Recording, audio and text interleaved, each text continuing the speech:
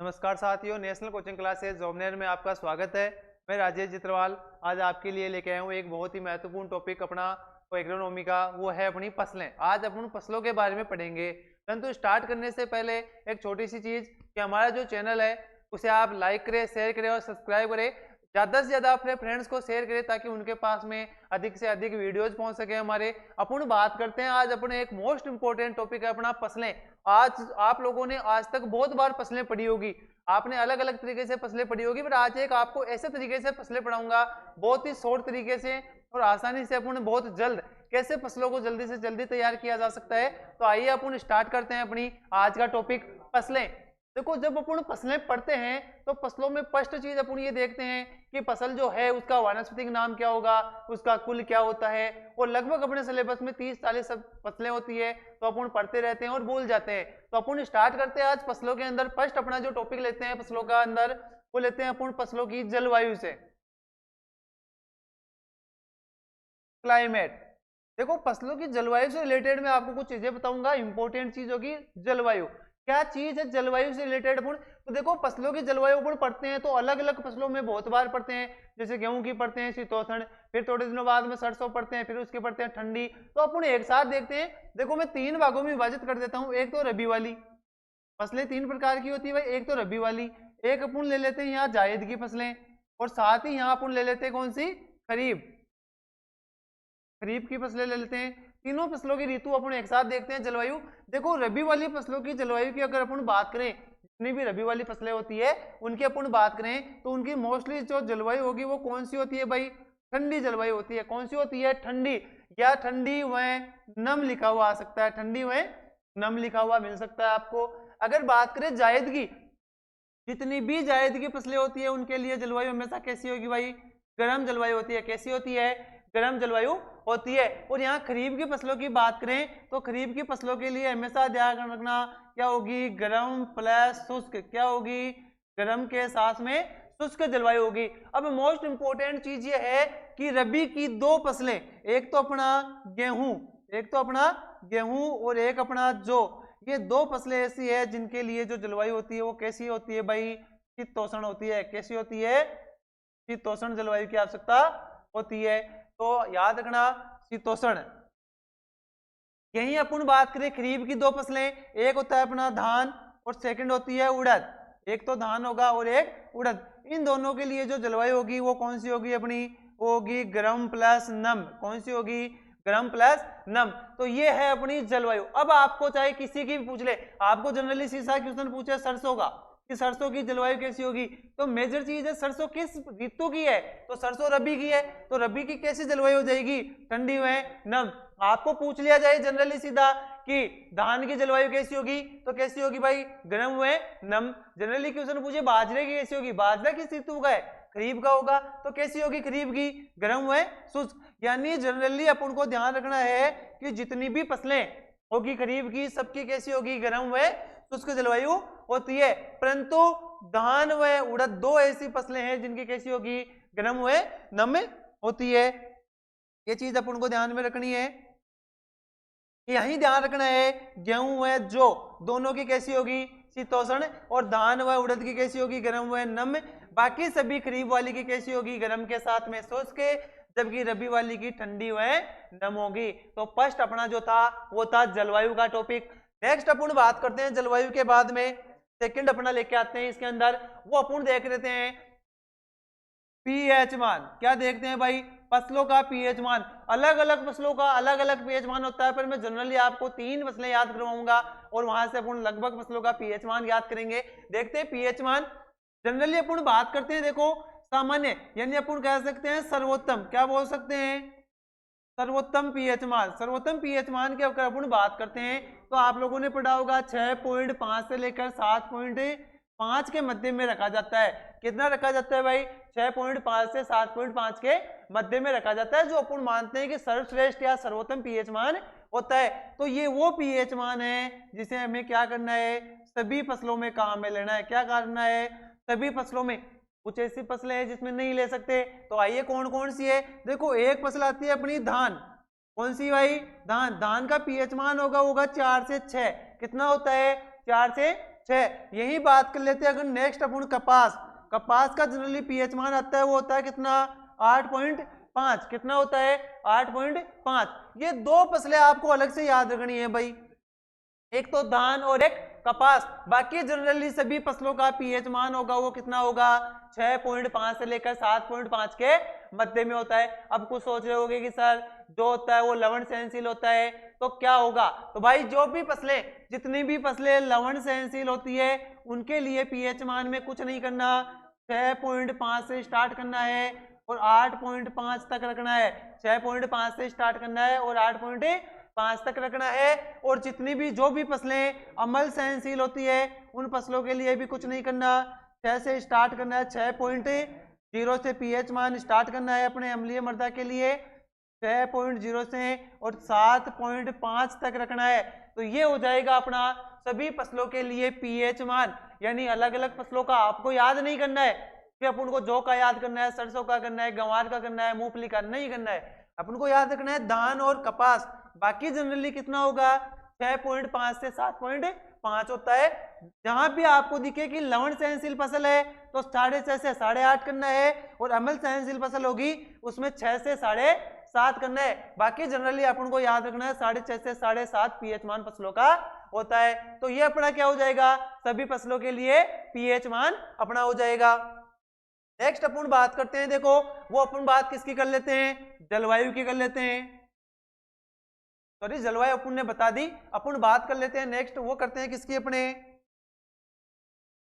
कुछ अपने इंपॉर्टेंस ले लेते हैं। जैसे अपन बात करते हैं जनरली खाद एवं उर्वरक, खाद में उर्वरक सबसे इंपॉर्टेंट टॉपिक है भाई, खाद और उर्वरक। बहुत बार क्वेश्चन आता है खाद में उर्वरक का, बहुत बार क्वेश्चन पूछ लेता है फसलों के लिए खाद में उर्वरक का। तो जनरली अपन बात करते हैं, देखो खाद उर्वरक में आपको एक शॉर्ट तरीके में बताऊंगा, एक छोटी सी सारणी से। कुछ फसलें हैं जिनको अपन एक ही जगह लेके खाद उर्वरक पढ़ेंगे। जनरली देखो अपन खाद उर्वरक की बात करते हैं तो अपन खाद की बात करते हैं FYM, इसके अलावा नाइट्रोजन, फास्फोरस और पोटेशियम, यही होते हैं अपने। तो खाद में FYM आ जाएगा और उर्वरक में NP और K आ जाएगा। जनरली देखो अपन बात करते हैं, इनको दो भागों में विभाजित कर लेते हैं। फर्स्ट अपन यहाँ ले लेते हैं अपना गेहूं, क्या ले लेते हैं गेहूं। सेकंड अपन जो फसल लेंगे अपनी वो फसल ले लेते हैं कौन सी, धान। और थर्ड अपन बात करते हैं तो अपन यहाँ ले लेते हैं गन्ना। गन्ने के अलावा यहाँ ले सकते हैं आलू, आलू के अलावा अपन यहाँ क्या ले सकते हैं, अपनी सारी की सारी वेजिटेबल्स, सब्जियां, सारी की सारी क्या ले सकते हैं भाई, सब्जियां ले सकते हैं। यहाँ देखो बात करते हैं अपन गेहूं में FYM, तो जनरली गेहूं में FYM की अगर अपन बात करते हैं तो याद रख लेना कितना लेते हैं रे भाई, 80 से सॉरी 8 से 10 क्विंटल। कितना लेते हैं, 8 से 10 क्विंटल लेते हैं प्रति हेक्टेयर। कितनी, एक हेक्टेयर में 8 से 10 क्विंटल क्या लेते हैं, FYM लेते हैं। यही गेहूं में नाइट्रोजन की बात करते हैं अपन, तो गेहूं में नाइट्रोजन रखा जाता है कितना, 80 से 100 kg। फास्फोरस कितना रखा जाता है भाई, 60 से 80 kg। और पोटेशियम की मात्रा कितनी रखी जाती है, 40 से 60 kg। कितनी रखी जाती है, 40 से 60 kg। अगर आपको डायरेक्टली रेशो नहीं देता है तो सीधा देगा कितना, 40 का और 60 का। अब जनरली अपन बात करते हैं धान की। देखो गेहूं के लिए अपन बात करें तो FYM कितना रखेंगे, 8 से 10, नाइट्रोजन 80 से 100 kg, फास्फोरस 60 से 80 और पोटेशियम 40 से 60। केवल आपको गेहूं का याद करना है। करना क्या है, देखो गेहूं से अधिक जलमांग किसकी होती है भाई, धान की। तो जितने ज्यादा जलमांग होगी उतनी ही ज्यादा खाद उर्वरक की भी उसको क्या होगी, आवश्यकता होगी। या जितनी ज्यादा खाद उर्वरक आप फसलों में डालोगे उतनी ही ज्यादा किसकी आवश्यकता होगी, जल की आवश्यकता होगी। तो थोड़ा सा इसमें बढ़ाना है, यहाँ 8 से 10 है, यहाँ कुछ नहीं करना, यहाँ 10 से 12 क्विंटल करना है। कितना करना है, 10 से 12 क्विंटल करना है। यही 80 से 100 था तो यहाँ अपन को कुछ नहीं करना, 100 से 120 kg। यहाँ क्या करोगे भाई, 80 से 100 kg। यहाँ क्या हो जाएगा, 60 से 80 kg। जनरली वही अगर रेशो नहीं देता तो आपको वही दो चीज पूछेगा, 80 kg 60 kg। बाकी नाइट्रोजन का हमेशा आपको रेशो मिलेगा 100 से 120 kg हो जाएगा। बात करें गन्ना, आलू और सब्जियों की तो जनरली देखो यहाँ पर थोड़ा सा रेशो बढ़ेगा तो ये जाएगा कितना, ये अपना जाएगा 12 से 15 क्विंटल तक। कहाँ तक जाएगा, 12 से 15 क्विंटल तक क्या होता है, रेशो जा सकता है किसका, FYM का। बात करें नाइट्रोजन तो लगभग 120 से लेकर 150 केजी आ जाएगा। कुछ जगह आपको क्या होगा, यहाँ पर 180 केजी मिलेगा गन्ने में। क्या मिल सकता है, गन्ने में आपको कहीं कहीं 180 केजी देखने को मिल सकता है। तो जनरली ध्यान रखना 120 से 150 केजी। इसके बाद में यहाँ बात करें फास्फोरस की तो 100 से 120 केजी, और पोटेशियम की बात करें तो 80 से 100 केजी। तो ये जनरली क्या हो जाएगा अपने लिए, गेहूं, धान, गन्ना, आलू है, सब्जियों के लिए FYM हो जाएगा, नाइट्रोजन हो जाएगा, फास्फोरस हो जाएगा और पोटेशियम की मात्रा हो जाएगी। तो जनरली अपन आसानी से याद कर सकते हैं। केवल आप एक गेहूं की याद करनी है और करना कुछ नहीं है, इसका रेशो बढ़ाना है अपन को इनके अंदर। जनरली जैसे ही आप रेशो बढ़ाओगे अपना क्या आएगा, गेहूं के बाद में धान का, धान के बाद में गन्ना, गन्ने के साथ में आलू और आलू के साथ में सब्जियां। तो आप सोच रहे होंगे कि ये तो केवल और केवल 5-6 फसलें हुई है, कुछ सब्जियां हुई है, बाकी की फसलों का क्या होगा। तो बात करते हैं अपन जो जनरली फसलें रह गई उनको दो भागों में अपन विभाजित करेंगे भाई। एक लेंगे अपन कौन सी, दलहन, और एक कौन सी लेंगे, अदलहन। तो अपन ले लेते हैं दलहन और सेकंड ले लेते हैं दलहन, यानी वे फसलें जो दाल के रूप में काम मिल जाती है, दलहन के रूप में काम मिल जाती है वो वाली, और बिना जो दलहन अदलहन जितनी भी बच गई अपनी फसलें वो सारी की सारी किसमें आ जाएगी, अदलहन में। तो बात करते हैं इनमें भी अपने FYM। तो देखो जनरली गेहूं में कितना था भाई, 8 से 10 क्विंटल था। तो यहाँ पे याद रखना है 6 से 8 क्विंटल प्रति हेक्टेयर। जितना दलहन में लेते हैं उतना ही अदलहन में लेते हैं। तो यहाँ भी कितना हो जाएगा, 6 से 8 क्विंटल प्रति हेक्टेयर हो जाएगा। तो ये हो जाएगा अपना FYM, यानी गोबर की खाद। याद रखना जो खेतों में डाली जाती है। नाइट्रोजन यहाँ कितना लेते हैं भाई, 80 से 100 केजी। यहाँ क्या करेंगे, घटाएंगे कितना, याद रखना 60 से 80 केजी। कितना लेते हैं, 60 से 80 केजी प्रति हेक्टेयर। अब सबसे मेन इंपॉर्टेंट बात आती है भाई, वो कहाँ आती है, वो यहाँ दलहन में आती है।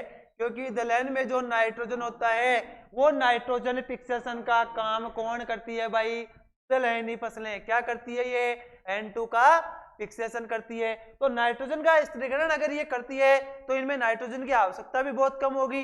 तो क्या करना है, यहाँ जो नाइट्रोजन की मात्रा जो अपनी होगी वो कितनी होगी, इस नाइट्रोजन की मात्रा अपने 60 से 80 ना होकर कितनी होगी भाई, 10 से 20 केजी मात्र और मात्र प्रति हेक्टेयर। कितनी होगी भाई, 10 से 20 केजी। आप सोच रहे होगे कि बहुत ही कम रेशो है, क्योंकि ये N2 का क्या करती है, फिक्सेशन करती है। और सारी की सारी दलहनी फसलों का अगर अपन रेशो की बात करें तो लगभग ये 60 से लेकर 140 तक 140 केजी तक क्या करती है, नाइट्रोजन का स्थिरीकरण करती है। जब अपन आगे पढ़ेंगे तो अलग अलग फसलों का बताएंगे आप लोगों को कि कौन सी फसल कितना नाइट्रोजन का फिक्सेशन करती है।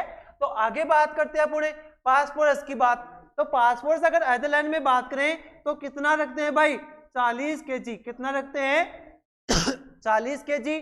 और पोटेशियम की बात करें तो याद रखना 30 केजी। कितना रखते हैं, 30 केजी रखा जाता है।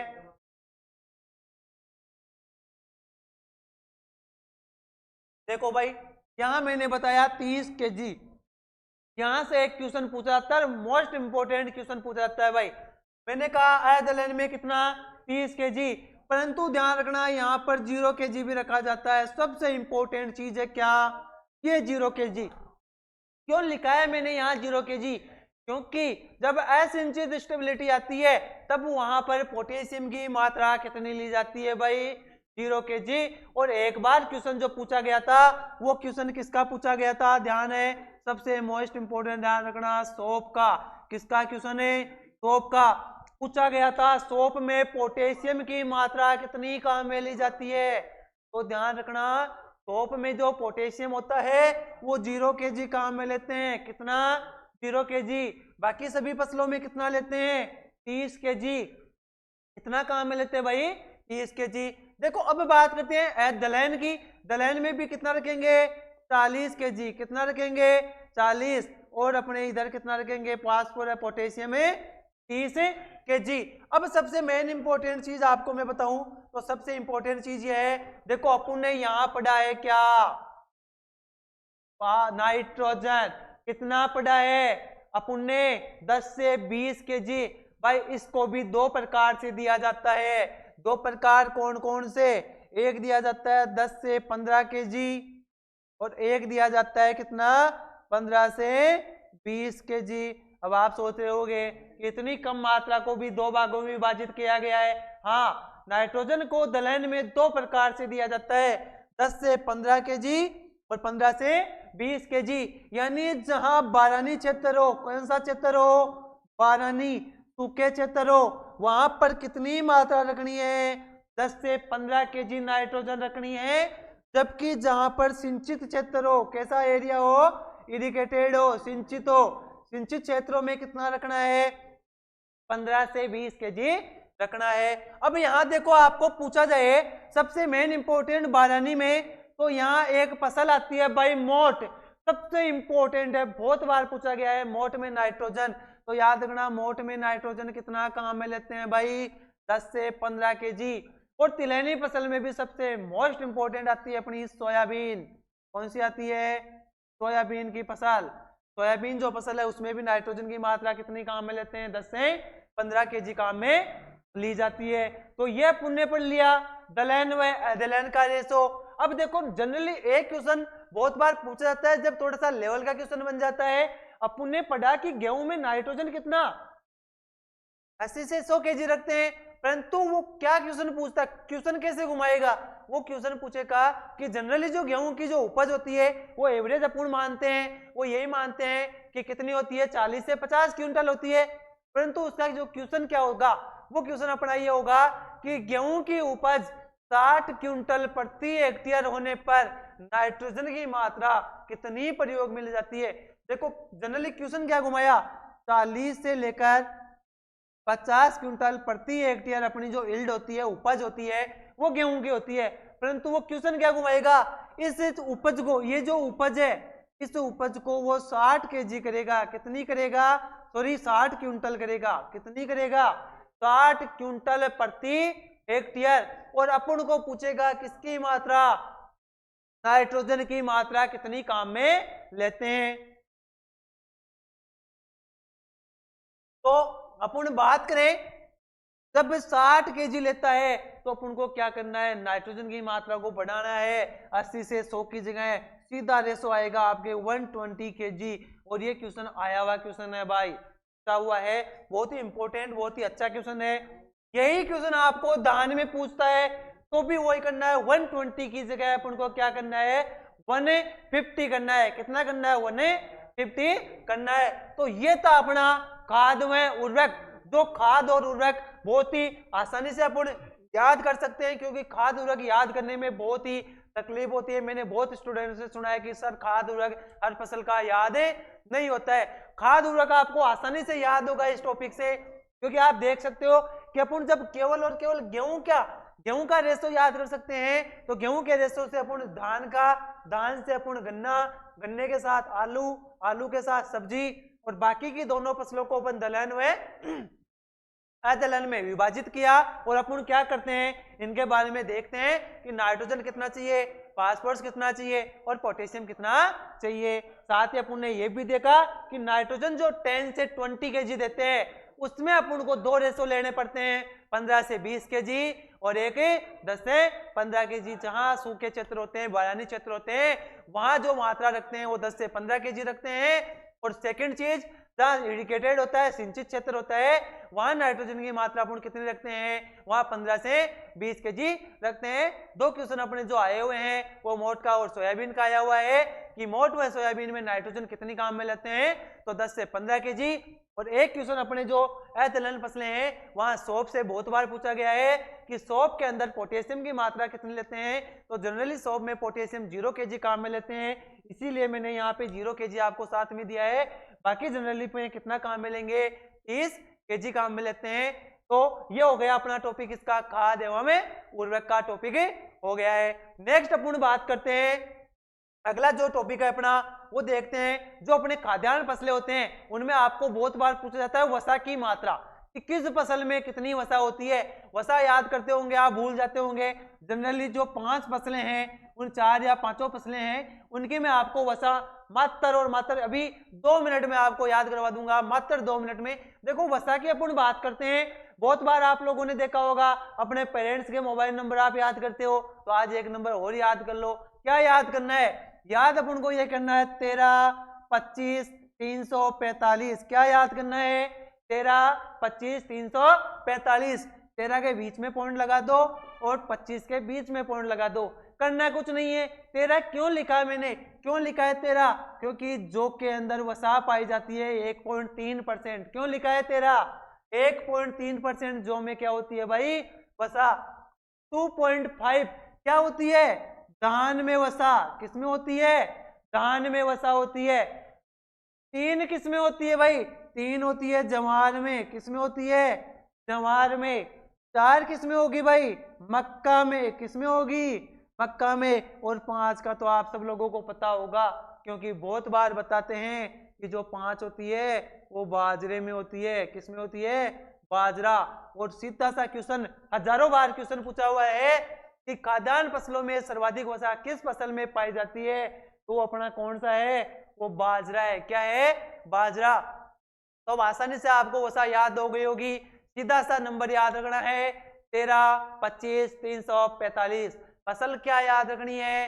पहले जौ, फिर धान, फिर जवार, फिर मक्का और फिर बाजरा। सोचो, आसानी से आप लोग वसा याद कर सकते हो, कोई बड़ी चीज नहीं है वसा। अपन सोचते हैं जौ की पढ़ ली, उतने में धान की भूल जाते हैं, धान की पढ़ते हैं, जवार की नहीं भूलोगे। सीधा सा नंबर है 13, 25, 345। जो लेना है, जो के बाद में क्या लेना है? धान। धान के बाद में क्या लोगे भाई? जवार। जवार के बाद में मक्का और मक्का के बाद में बाजरा, और बाजरे में सबसे ज्यादा पाई जाती है। एक नंबर आपने याद किया। एक नंबर आपको और याद करवाता हूं, और मोस्ट इंपोर्टेंट है, वहां से भी क्वेश्चन पूछा जाता है। प्रमुख संकर किस्में क्या होती है? प्रमुख संकर किस्में। देखो अपन पढ़ते हैं कि बाजरे की प्रथम संकर कौन सी है, कब खोजी गई थी, तो ये चीजें आप याद करते हो। मैं आपको आसानी से याद करवाता हूं कब खोजी गई थी। तो जनरली अपन बात करते हैं, देखो किसकी बात करते हैं? प्रथम संकर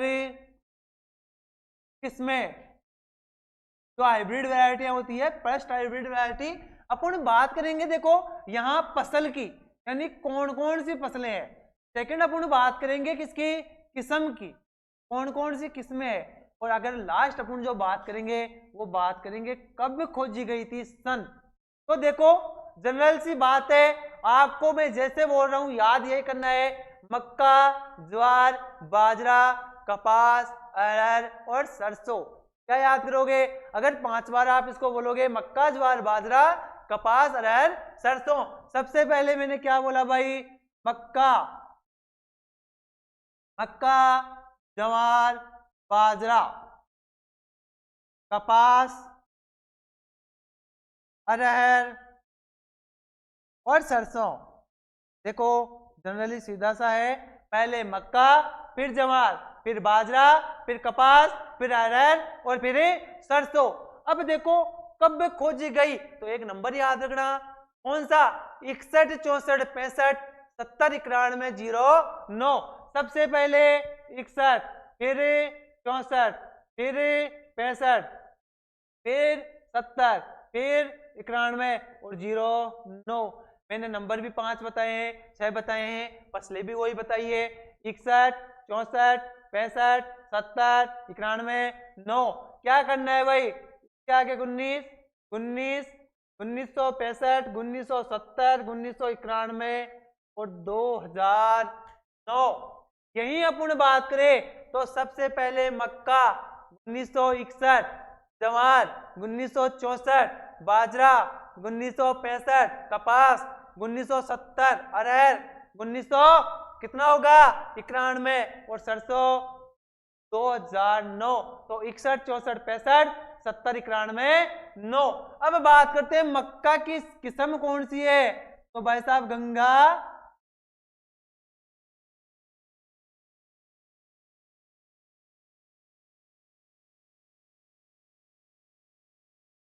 कौन सी हो जाएगी?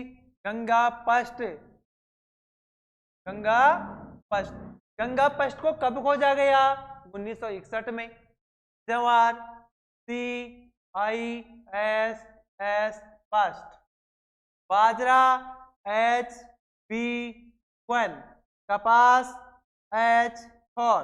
अरहर ICPH8 और सरसों NRCHB506। तो ये है प्रमुख अपनी संकर किस्में जो प्रथम बार खोजी गई थी, प्रथम संकर किस्म। तो याद रखना है, फसलों को कैसे याद रखोगे? मक्का, ज्वार, बाजरा, कपास, अरहर और सरसों। सन क्या याद रखोगे? 61, 64, 65, 70, 91, 9।